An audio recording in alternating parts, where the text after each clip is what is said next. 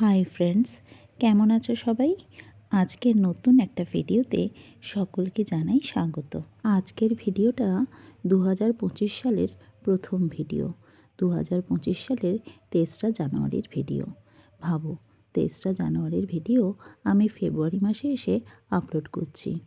আসলে কি বলো তো, আমি না একদম টাইম ম্যানেজমেন্ট করে উঠতে পারছি না। আমি চেষ্টা করছি টাইম ম্যানেজমেন্ট করার। আমি চেষ্টা করছি প্রত্যেক দিনের ভিডিও প্রত্যেক দিন আপলোড করার। তোমরা প্লিজ আমাকে একটু সহযোগিতা করো, আমার পাশে থেকো, তাহলেই হবে। আসলে কি বলো তো, 2024 সালে যে সমস্ত সমস্যা ছিল সেই সমস্যা তো একদিনে শেষ হয়ে যায় না, সেগুলো ক্যারি ফরওয়ার্ড করেই 2025 সালে পা দেওয়া হয়েছে।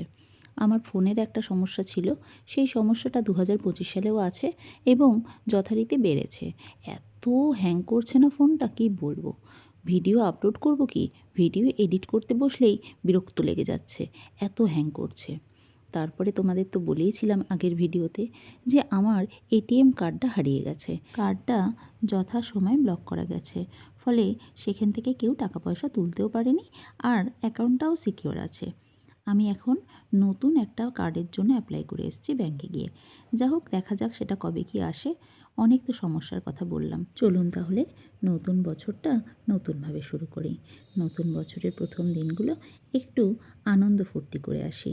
আজকে সকালবেলা আমার ভাইপোর সাথে আমার প্ল্যান হয়ে গেল, না আজকে কিন্তু কোনো ছুটির দিন না, আজকে স্কুল আছে। তারপরেও আমরা একটা প্ল্যান করলাম, আমি আজকে একটু ছুটি নিয়ে নিলাম। বছরের একদম প্রথম দিকে এই ছুটিটা না নিলেই হতো।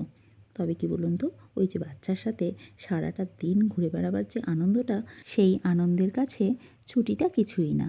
এরকম দু একটা ছুটি মাঝে মাঝে নেওয়াই যায়, কি বলেন আপনারা? আজকে সকালবেলা আমরা যখন বেড়াতে যাওয়ার প্ল্যান করেছি, তখন মাথায় রেখেছিলাম আমরা এমন কোনো একটা জায়গায় যাব যেখানে ট্রেনে করে যেতে হয়, মানে অনেকটা টাইম ট্রেন জার্নি করতে হবে। আমি ট্রেনে যেতে ভীষণ ভালোবাসি, আর আমার ভাইপো ট্রেনে যেতে খুব ভালোবাসে। আসলে আমাদের বাড়ির সামনে থেকে যে ট্রেনটা যায় সেটা তো সচরাচর চড়া হয় না। আমাদের কানেক্টিভিটি মেনলি বাসের উপরে নির্ভর করে, তাই জন্য হয়তো আমাদের ট্রেনের প্রতি আলাদাই একটা ক্রাশ আছে। আমাদের মতো কারা কারা আছো যারা ট্রেনে চড়তে ভালোবাসো, প্লিজ কমেন্ট করে জানিও কিন্তু। ট্রেনে চড়া মানে কিন্তু শুধু ট্রেনে চড়া নয়, ট্রেনে চড়া মানে ট্রেন দিয়ে অনেক কিছু দেখা, অনেক জায়গার উপর দিয়ে যাওয়া, বিভিন্ন মানুষজনের সাথে দেখা হওয়া, আর তার সাথে অনেক কিছু খাওয়া। আমার ভাইপো আজকে ভীষণ খুশি, কেন বলো তো? অনেক এক্সপ্রেস ট্রেন দেখেছে, ফলে ওর ভীষণ আনন্দ হচ্ছে। ও, কথায় কথায় তো বলতেই ভুলে গেলাম, কোথায় গেছি। আমরা সকালবেলা প্ল্যান করেছিলাম কাছে পিঠে কোনো একটা জায়গায় যাব, যেখানে দিনের দিন ঘুরে চলে আসা যায়। আর সেটা আমাদের পাশের জেলা মেদিনীপুরের খিরাই। সেই ভাইরাল খিরাইতেই আজকে আমরা গেছি। এর আগে খিরাইতে আমি দুবার গেছি, এই নিয়ে তৃতীয়বার। আমার ভাইপো খিরাইতে যায়নি, ফলে ওর আলাদাই একটা ক্রেজ আছে। আর যেহেতু ইউটিউবে খিরাই ভীষণভাবে ভাইরাল, তাই ও খিরাইটা কিন্তু বলতে পারছে না, বলছে ফুলের বাগানে যাব। চলো তাহলে ফুলের বাগান ঘুরে দেখি। তোমরা কারা কারা খিরাইতে গেছো অবশ্যই কমেন্ট করে জানিও কিন্তু। আর তোমাদের কেমন লেগেছে খিরাই সেটা জানাতেও ভুলো না। আমার তো খিরাই সব সময় পছন্দ, তবে হ্যাঁ, আগে খিরাইয়ের আমি যা রূপ দেখেছি, এখন খিরাই অনেক বেশি ক্রাউডেড হয়ে গেছে, ফলে যা হবার তাই হয়েছে। এখানে ওখানে জলের বোতল, প্লাস্টিক সব পড়ে আছে। এতে করে কিন্তু পরিবেশটা ভীষণ দূষিত হচ্ছে, চাষিদেরও প্রচুর ক্ষতি হচ্ছে। কি বলো তো, গাছও সেই রকমভাবে হচ্ছে না। ফুল চাষ তো একটুখানি দেখে শুনে সকলকে করতে হয়। আর কি বলো তো, পরিবেশের যদি একটু এদিক ওদিক হয় না, তাহলে কিন্তু গাছে আর ফুল ফোটে না। তাই তোমাদের কাছে রিকোয়েস্ট রইল, প্লিজ এখানে আসো, গাছ কেনো, ফুল কেনো, সব ঠিক আছে, কিন্তু পরিবেশটাকে এইভাবে ক্ষতিগ্রস্ত করো না। এখানে না এখন একটা মেলার মতো বসে গেছে। আগে আমি যখন এসেছিলাম তখন কিন্তু এরকম মেলার মতো ছিল না, শুধুই চারিদিকে ফুলের বাগান, একটা উপত্যকা যেন ফুলের। এখন এখানে প্রচুর দোকানপাট হয়েছে, বিরিয়ানি থেকে ঝালমুড়ি থেকে ভেলপুরি থেকে সব পাওয়া যাচ্ছে। তার সাথে আবার বাচ্চাদের বিভিন্ন রকম খেলনা, তারপরে অ্যাক্টিভিটি, সমস্ত কিছু। আর ফুলের গাছ তো আছেই, ফুলের গাছ ফুল সবই আছে। ফুলের বাগানগুলোকে এখন এই রকম কাপড় দিয়ে ঘিরে রাখা হয়েছে, যাতে করে মানুষ এই বাগানের ভেতরে একদমই না ঢুকতে পারে। আগে যখন আমি এসেছিলাম তখন কিন্তু এই বাগানের ভেতরে ঢুকে ফুল গাছের সাথে ছবি তুলেছি, ফুল তুলেছি, কত কিছু করেছি। কিন্তু এখন জায়গাটাকে এইভাবে প্রোটেকশান দিতে হচ্ছে। আসলে অতি উৎসাহী মানুষজন তো আছেন, তাদের কারণেই এইভাবে প্রোটেকশান দিতে হচ্ছে। দেখেছো, এত বড় করে একটা পর্দা করতে হয়েছে, ফলে ফুলের বাগানটাই দেখা যাচ্ছে না। এখানে জানো তো একটা মজার জিনিস দেখলাম। দেখি কি, এখানে অ্যাডেনিয়াম গাছও বিক্রি হচ্ছে। ভাবো, খিরাইতে চন্দ্রমল্লিকা, গাঁদা, মোরগঝুঁটি এই সব ফুল হয়, এই সব গাছ হয়, আর সেখানে গাছের দোকানে অ্যাডেনিয়ামের চারা, ঝাউ গাছ এসবও বিক্রি হচ্ছে। মনে হচ্ছে যেন কলকাতার কোনো গাছের দোকানে চলে এসেছি। তো আমার মনে মনে বেশ হাসি পাচ্ছে। আর বহু মানুষ দেখছি সেই সব গাছ কিনেও নিয়ে যাচ্ছেন। যা হোক, অনেকে তো গাছ চেনে না, তবু গাছের শখ আছে, তাই জন্য হয়তো গাছ কিনে নিয়ে যাচ্ছে। খিরাইতে আগে আরও অনেক ভ্যারাইটির গাছ হতো জানো তো, এখন শুধুই গাঁদা, চারিদিক জুড়ে গাঁদা। আর কিছু কিছু পাশে পাশে সবজিও করা হয়েছে। অনেক মানুষ এখান থেকে সবজিও নিয়ে যাচ্ছে। আমার ভাইপো কিন্তু এখানে এসে খুব আনন্দ পেয়েছে। তার খুব ইচ্ছা হয়েছিল মাথায় একটা ফুলের মুকুট পরবে। তো সেই ইচ্ছার কথা যখন আমাকে বলেছে, তো আমি সেই ইচ্ছা পূরণ না করে পারি? তোমরাই বলো। বাগান থেকে তোলা ফুলগুলোকে তার জড়িয়ে জড়িয়ে কি সুন্দর মুকুট বানানো হচ্ছে। আর এই মুকুটের দোকান না স্টেশন থেকে শুরু হয়েছে। আর বাগানের সামনে যে মেলার মতো বসেছে, সেখানেও প্রচুর গাছের দোকান, ফুলের দোকান, মুকুটের দোকান আছে।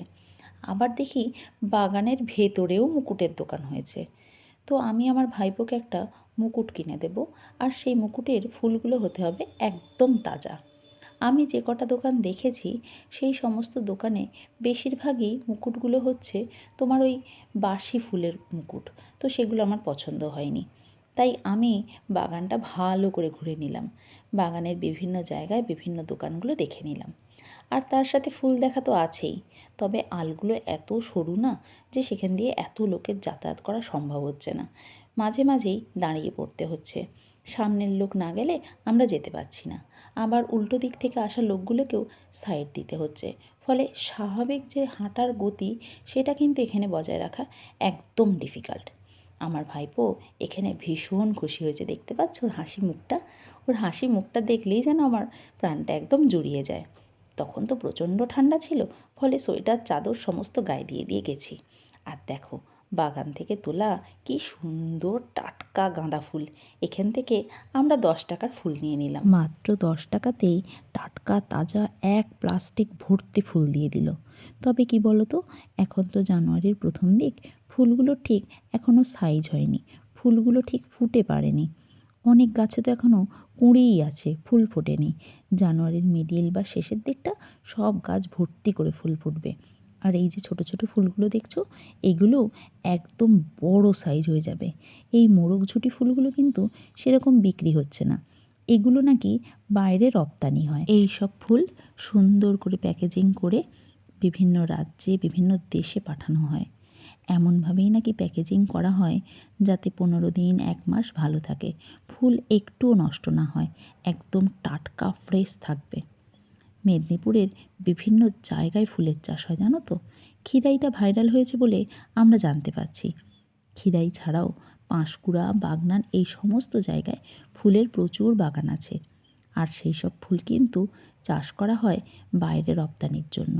সেখানে নানা ভ্যারাইটির, নানা ব্রিডের ফুল চাষ করা হয়। এই সবই আমি শুনেছি, দেখিনি। এই সমস্ত বাগান ঘুরে দেখার ইচ্ছা রইল। আমার না বিভিন্ন জায়গায় বেড়াতে যেতে, মানুষের পেশা দেখতে ভীষণ ভালো লাগে।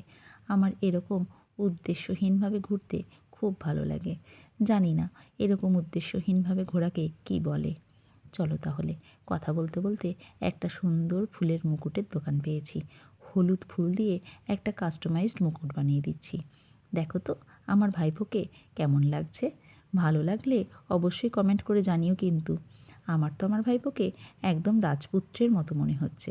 তোমাদের কেমন লাগছে কমেন্ট করে জানাতে ভুলো না। চলো তাহলে এবার ফেরা যাক। আজকের ভিডিওটা এখানেই শেষ করছি। দেখা হবে খুব তাড়াতাড়ি নতুন একটা ভিডিওতে। সকলে ভালো থেকো, সুস্থ থেকো। বাই।